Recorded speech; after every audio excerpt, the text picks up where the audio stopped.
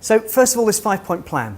Now, this is some research that we came across from the Fornays Marketing Group, and it's amongst the most disturbing industry statistics that I've come across in the effectiveness world. Let me read that out to you. 58% place likes, tweets, clicks, and CTR, click-through rate, in their top 5 marketing ROI KPIs. If you can hear a distant popping sound, it's Les Burnett and Peter Field spontaneously combusting. ROI is an extraordinarily specific term, and there's been a recently released model on the IPA website to guide people through that, and it's all about financial return. Incremental profit, divide by your costs times 100. There is no other ROI. A tweet is not an ROI, return on investment. And it's really important that, yes, those things which you can count, the likes, the tweets, etc., are very useful. They give you indications, but they are not ROI. So what are the right sort of KPIs for your social activity? And there are a few things to consider here. The first, which is this dissolve the KPI silos. Still quite often we're seeing social as this thing which is bolted on the side. It's not a baked-in part of the business.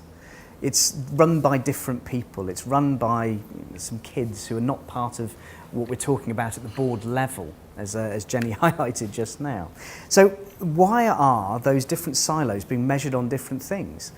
The middle point there, the brand's overall marketing and business goals, are what you should be measuring any marketing activity against. So why is social not judged against those things? It should be, and we need to find ways to make sure that it can be. And that's about thinking about the data, the audience, the platforms, all of the types of things that you need to really get your head around and consider deeply in advance of any social activity. Audience and time periods are just a few of the things which need to be considered. When you're doing your measurement about comparing one audience with another, or rather the effect of different channels on a single audience, how do you think about these? And this is one of those situations where some of it's the same and some of it's different when it comes to social. Because social is often measured on, it's not really in campaigns. Quite a lot of the stuff that Stephen talked about was ongoing customer service. That's not a neat 3-month campaign. So you need to think about what time periods am I measuring on, and how do I make it fair to compare against my proper marketing and business goals and business KPIs. So that's the objectives. Why social? This is point 2. So the first is objectives, number 2 is why social.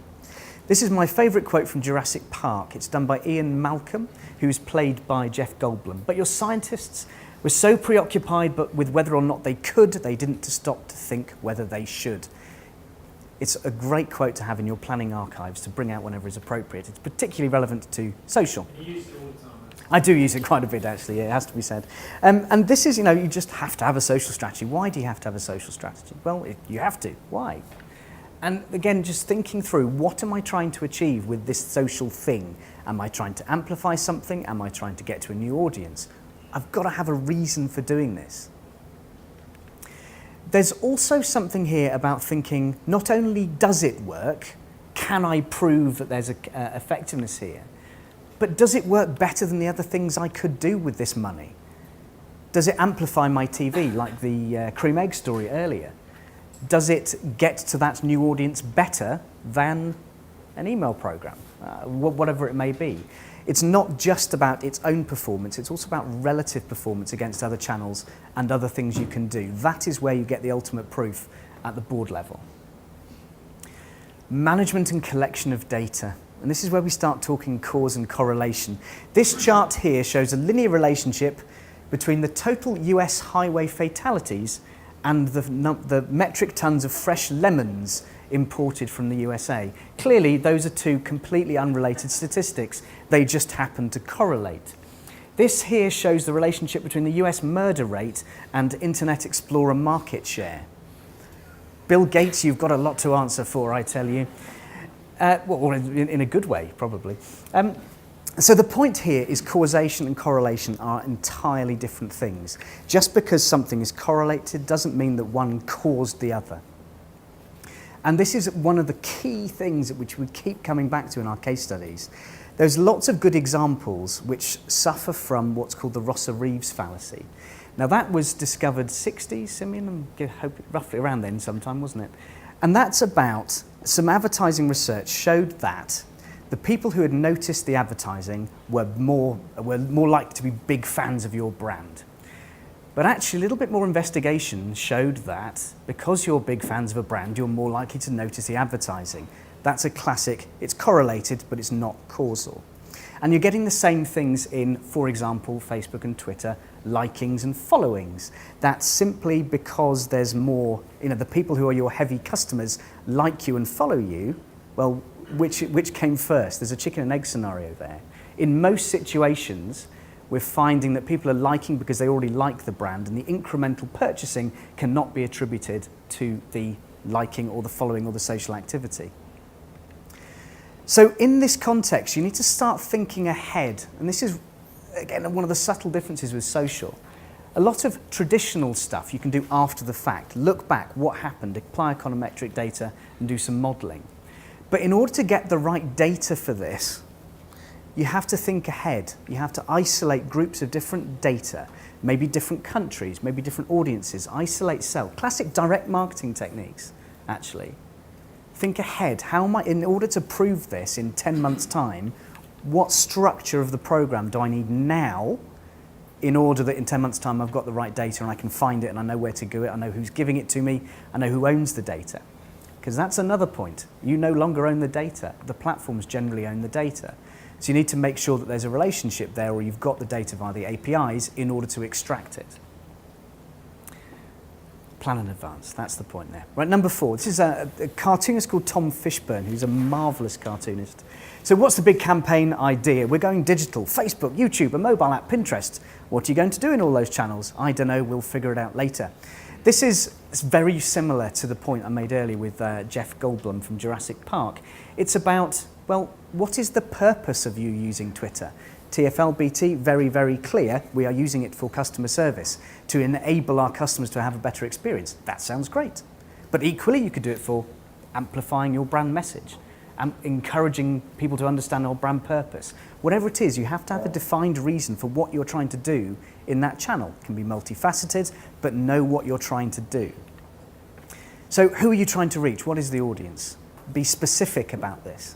It's not just everyone on Twitter, everyone on Facebook. What is the role of each of the platforms? How do you need to change your measurement approach by channel? You get different data in different situations. How are you going to be able to compare one with the other? Are the volumes equivalent? Are you getting a similar type of data? Again, that's all part of that planning ahead point. And finally is about evaluation design. And this is really just structuring your thinking to deliver all these points. So first of all, what material are you sending out? Has it been seen? How many people saw it? Who were they? And what are the consequences of this? Just because you've posted it doesn't mean anyone's seen it. Just because you've tweeted it doesn't mean anyone's read it. There are all sorts of intricacies about making sure you understand who's seen your information, who has processed it. It's exactly the same in terms of email marketing, about the bounces and opt-outs and all of those types of things. Those types of things apply in the social arena too. We need to consider that.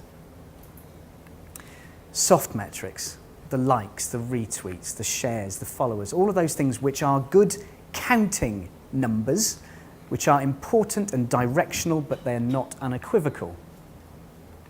Hard metrics, this is where it starts to get interesting. This is the sort of things that you're trying to achieve overall with your brand, and therefore what you're also trying to achieve with your social channels. So things like customer satisfaction, likelihood to churn, sales upsell, call deflection, cost avoidance, all of that links back to the very purpose of what you're trying to do in the first place, and linked back to your overall brands and businesses, KPIs and goals. And then finally, how does it link to other activity? Everything from search to TV. Is it amplifying my TV? Is it driving more branded search terms? Is it driving more generic search terms? And how do you know this? How are you going to find that out? Are you doing some market mix modeling? Are you going to be doing tagging activity where people can be tracked through customer journeys? A/B testing is a great thing to do within Facebook. Classic direct marketing techniques brought in to this new world.